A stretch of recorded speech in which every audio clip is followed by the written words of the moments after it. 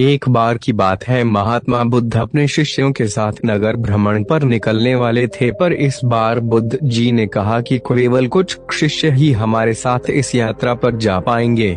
इसके लिए हम कल बताएंगे कि क्या करना होगा। फिर सभी शिष्य अगली सुबह होने का इंतजार करने लगे। फिर सुबह होते ही सभी शिष्य महात्मा जी के समक्ष जा पहुँचे। तभी महात्मा जी ने कहा कि हम 3 महीने बाद यात्रा पर निकलेंगे। तभी एक शिष्य ने पूछा कि गुरुवार जी, आपके साथ यात्रा पर कौन जाएगा? इसके बारे में आपने बताया ही नहीं। तभी महात्मा जी बोले कि केवल एक ही शिष्य हमारे साथ इस यात्रा पर जाएगा। तो सभी शिष्य हैरानी से महात्मा जी के ओर देखने लगे। केवल एक ही शिष्य? तब महात्मा जी ने कहा कि हाँ, और इसका चुनाव हम एक परीक्षा द्वारा करेंगे। जो इस परीक्षा में उत्तीर्ण होगा वही हमारे साथ यात्रा पर जा पाएगा। तभी सभी शिष्यों को गुरुवार जी ने एक एक गमला दे दिया और बोले कि जिस भी शिष्य का पौधा सबसे बड़ा होगा वही हमारे साथ इस यात्रा पर जाएगा। तभी सभी शिष्य अपने अपने गमले लेकर अपने अपने कक्ष में चले गए और सब अपनी तरह से अपने अपने गमले के बीजों को सींचने लगे। लगभग 2.5 महीना बीत चुका था। सभी शिष्यों के पौधे थोड़े थोड़े बढ़ने लगे, लेकिन उनमें से एक शिष्य का पौधा बिल्कुल भी नहीं बढ़ा। लेकिन फिर भी वह निराश नहीं हुआ और हर रोज की ही भांति अपने गमले के बीज को सींचता रहा, लेकिन कोई भी फर्क नहीं पड़ा। फिर परीक्षा का दिन आ गया। सभी शिष्य अपने अपने गमले लेकर महात्मा जी के समक्ष प्रस्तुत हुए। फिर थोड़ी देर बाद वह शिष्य भी वहां प्रस्तुत हुआ जिसके गमले में लगा बीज बिल्कुल भी नहीं बढ़ा।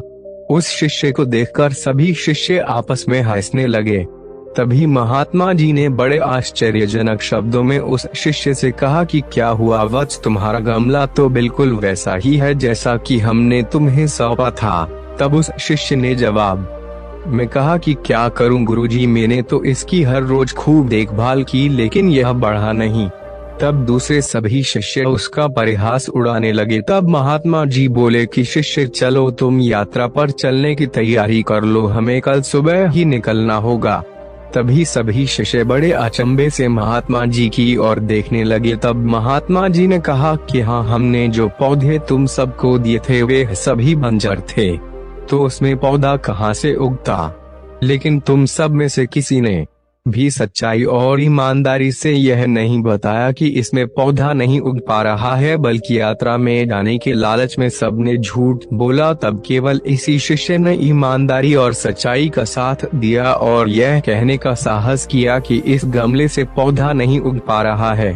कभी भी हमें ईमानदारी और सच्चाई के पथ से नहीं डगमगाना चाहिए। ईमानदारी और सच्चाई की राह थोड़ी मुश्किल जरूर हो सकती है, लेकिन इस पथ पर चलने से बहुत बड़ी बड़ी राह आसान हो जाती है। इसलिए सच्चाई और ईमानदारी पर चलने की वजह से आज इस शिष्य को यात्रा पर चलने का मौका मिल रहा है। और यह कोई साधारण यात्रा नहीं है, बल्कि बहुत बड़े मठ में हम इस शिष्य के साथ जा रहे हैं, जहां पर कि इसके भविष्य की नई राह खुलने वाली है। महात्मा बुद्ध के इस मोटिवेशनल कहानी से हमें यह याद दिलाया जाता है कि ईमानदारी और सच्चाई का महत्व सबसे ज्यादा है और यह हमारे जीवन में सफलता पाने के लिए बहुत ही महत्वपूर्ण है।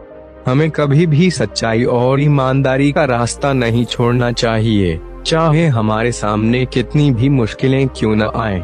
सच्चाई और ईमानदारी हमारे जीवन को संजीवनी बना सकती है और यही सफलता का राज है। मुझे विश्वास है कि आपको यह वीडियो जरूर पसंद आया होगा, तो आप इसे अपने व्हाट्सएप ग्रुप में शेयर करना ना